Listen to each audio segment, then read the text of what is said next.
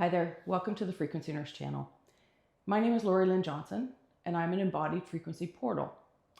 This means that I can give people access to higher consciousness without the need for common methods such as meditation, breath work, plant medicine, or hypnosis. I work with people over Zoom, individually and in groups. There's nothing that I need to teach you, nothing that you need to practice or learn. You need to be in a comfortable spot, relax back, close your eyes, and in a few minutes you're going to enter into a state of deep relaxation. Some people call it a theta state. I will also enter into a theta state, and this allows access to some of the highest frequencies, things like ascended masters, angelic realms, even source itself. Your higher consciousness is going to be deciding what to bring through for you. And each person, even in a group setting, has an individual experience that is best for them. I'm often asked, how did I get to this ability to be able to hold these frequencies? And it took years. And there were a number of unusual events that led through this process. And that's really why I've started this channel. So my previous video was about the near-death experience I had as a child. And even despite that, I entered into my adulthood not being a spiritual person at all. I was a nurse, a critical care nurse. I did medical device sales. I owned a home care company. I never went to workshops. I didn't read any spiritual books. I wasn't drawn to it at all. I felt fortunate that I had a career that was fulfilling and challenging at the same time and provided me a good income. I had a nice normal life that people would typically describe. In the background though of that life was one passion, which was music and singing in particular. Even as a child, that was how I spent all of my spare time. After school, weekends, I was down in the basement looking into the mirror of our rec room, singing with a fake microphone to my records beside me. And I did take voice lessons when I got into my 30s, and I could afford to pay for them myself. There wasn't money for that when I was growing up in my family.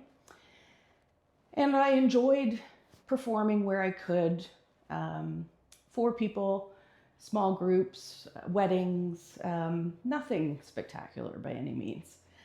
When I got into my 40s, I was very fortunate to be able to study with a vocal coach in Toronto who was very well known.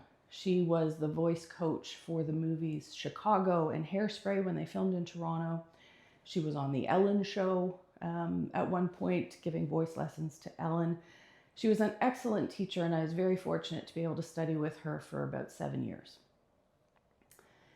Then in the end of 2016, I crossed paths with a producer who also knew my voice teacher. And he liked my singing, asked if I was interested in doing any recording, which was very exciting. And I said, oh yeah, I'd love to do that.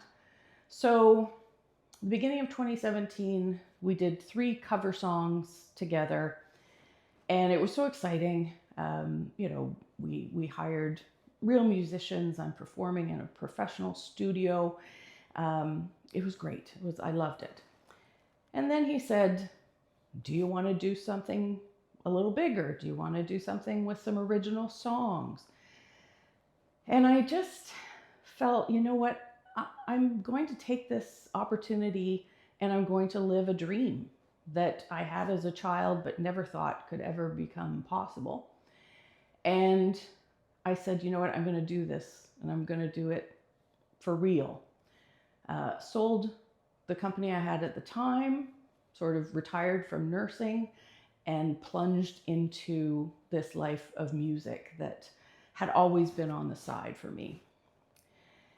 It was so exciting and everything that I thought it was going to be.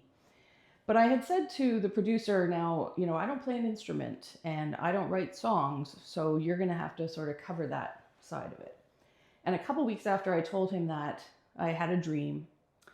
In the dream, it played out the idea of a song. And when I woke up, I laid there for a few minutes and I could piece together. I knew exactly how the chorus was going to fit in with the verses, and I knew not the lyrics per se, but the structure of the song itself, the story it was going to tell. And so I got very excited and I told him, I've got the idea for our first song. And I sort of outlined it for him, gave it to him, said, here you go, write this. And he challenged me back and said, well, why don't you at least take a stab at the lyrics, because you don't have to play an instrument for that. And I thought, okay, he's right. So took a stab at the lyrics. They came out pretty good. I was really happy and surprised. Then the day came that we were going to do our first songwriting session together. And this is now August 9th, 2017. We meet at his studio. He starts playing his guitar, just sort of strumming, and plays a bit of a melody. And it was all wrong to what I had in my head. I knew that was not going to fit. So I told him that, and he said, well, why don't you just sing what you think you want it to sound like, and I'll just sort of strum the guitar. And I said, that's a thing, okay. And out it came. That song just sort of came. We had to adjust lyrics a little bit for the melody, obviously, but within an hour, that song was done. And I couldn't have been more excited. I was driving home after the session thinking, wow, I had a voice memo of it. I just couldn't believe it. I had written a song. Once I opened up that possibility, then the songs kept coming. And I've heard, famous songwriters talk about, they don't know where songs come from. They sort of manifest or channel or whatever. And that was the experience that I was having. I'm walking the dog and lyrics are popping into my head. I'm in the shower and all of a sudden a chorus melody and lyrics, come into my head. I sort of jump out and sing it into my phone before I forget. And between August and end of September of 2017, there were 5 songs that came through. And again, very excited. So we head into November and we start to record some of the vocal tracks. And we're finishing one session and he says as I'm leaving, it would be nice if we could slow your vibrato down. And I'm still in the phase where I'm trying to pretend that this is something that I fit into, because it's a total new realm where I don't know the language that they speak, these musicians. I'm not a musician. And I just sort of nodded and said, absolutely, I'll work on that, no problem. And I remember going home that night, and after dinner, I'm searching online for stuff about slowing vibrato down. I can't find anything about that. It's all just about getting vibrato. So we get to about 1 o'clock in the morning. Everybody in the house is asleep, and I'm sitting at my dining room table. And I'm not sure if I said it or I just thought it, but it was, how am I going to do this? And in a split second of that, there was a tap sensation at the base of my skull on the right side only. And the only time in my life that I've had a thought, not even a voice, but a thought in my head that I knew was not my own. And it said, try it now, it's been taken care of. And my world has not been the same ever since. But at that moment, I sat there and went, what just happened? But I started to sing. And to me, my voice sounded different. So I sang songs into my phone because I thought, I'm going to go to bed tonight. And I'm going to wake up in the morning and my voice is going to be the way it was yesterday. But when I woke up the next day, the voice was still different. And the following day, I'm back in the studio and I told the producer what happened. And I was not embarrassed to talk about it at all. He was pretty good about it, but I said, we're going to have to re-record what we've done so far. And he was like, sort of, yeah, hold your horses, let's go in and start. And after I did the first pass through that day's song, he sort of said, what did you do? And I said, I told you what happened. So long story short, we ended up re-recording the vocals we had done. And then the voice did continue to change as well over time. It wasn't just that one time. We ended up re-recording the vocals probably mid or spring 2019 as well. So this was an activation. I didn't realize it at the time, but I've now since learned that this was the activation moment that opened me up, further opened up this channeling that had started with the songs. And if this sounds familiar to anybody who follows Bashar, that's not surprising. Later on, when this started a trigger where all of a sudden I want to know about things that are spiritual, and I'm listening to podcasts and I'm reading books. And Bashar's formula, if you're not familiar with it, in very general terms, talks about following your passion with no expectation on the outcome to the best of your ability. And I went into this project with no expectation of this music other than for my enjoyment and maybe that of my friends and close family. It was not something that I needed to be. I didn't need it to be anything. It was the experience that I wanted to have. And so I went into it very freeing. There was nothing else that I was doing in my life but music at the time. And so later on, when I did hear Bashar talk about this, I knew it was true because I had lived it before I had even heard of this.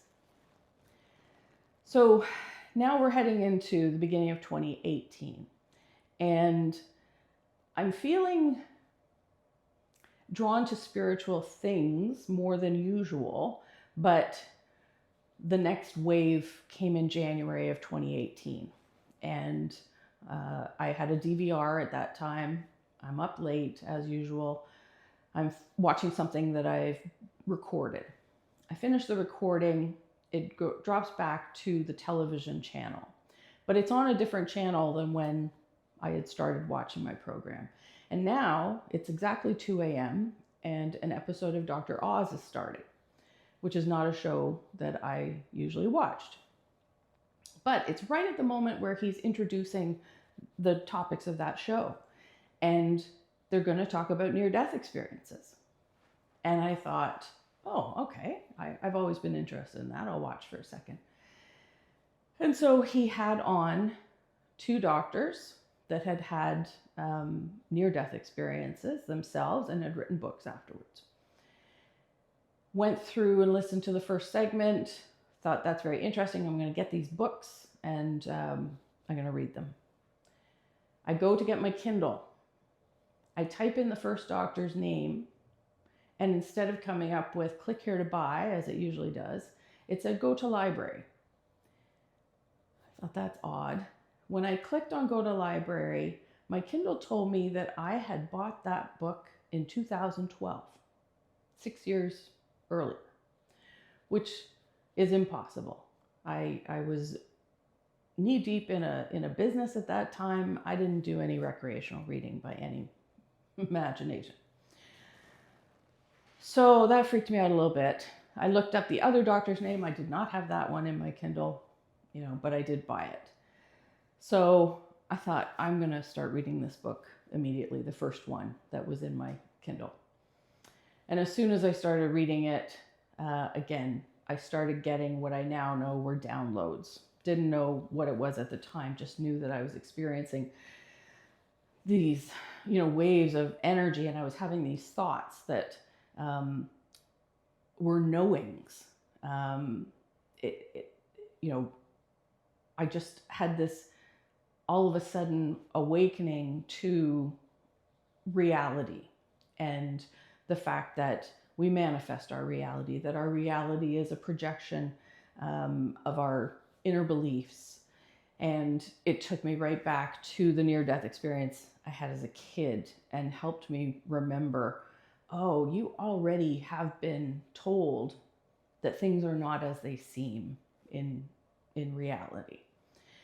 That was a big help in getting me through that time. The other thing that happened at that point was I was overwhelmed with the need to help people. And obviously being a nurse, you know, you're in a very compassionate field. That is typical that you help people. But this was where I'm coming into Toronto and I'm trying to, you know, find people in January and February, you know, on the street, going up to them, wanting to sit with them. You know, can I help you? Can I take you somewhere? I'm driving around with lots of cash in my car so that I can give it out to people. Things that were very unusual. And that took me into sort of summer of 2018.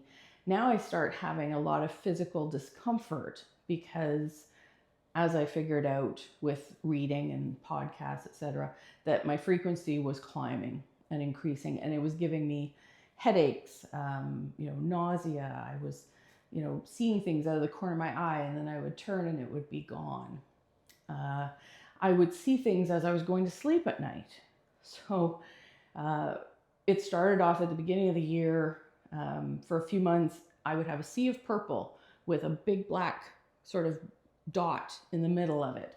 And it was like I could see straight up to that circle, and I would see like little heads popping over the top of the circle looking down at me. And they were what I could only describe as little alien looking heads, teeny tiny. That went on for a few months. Then it switched to skulls. All of a sudden, you know, I would close my eyes at night to go to sleep and I would just see skulls, you know, usually floating, coming, going, various shapes and sizes, etc. I was not bothered by this, surprisingly. Everything was sort of feeling very neutral. And then the last sort of phase of things before you go to sleep at night were cartoons, where I would start to now see things almost like in little movies, and they were cartoon looking, very colorful, whereas things before had been, you know, fairly dark. So I kind of understood that it was energy related, and I had once heard somebody talk about Reiki, and I knew it had something to do with energy. So I looked up, you know, Reiki in my hometown, and I found a Reiki master there, booked a session with her, went and had my first session. I told her all of this story, and she didn't react, she didn't laugh. She made me feel very, very normal, which was great. And I started going to her regularly for Reiki sessions, and it helped balance my frequency and gave me a lot of relief from my physical symptoms. And little did I know that that was going to lead me to this next and even more impactful phase. And so that's what I'm going to talk about on the next video, is where Reiki led to.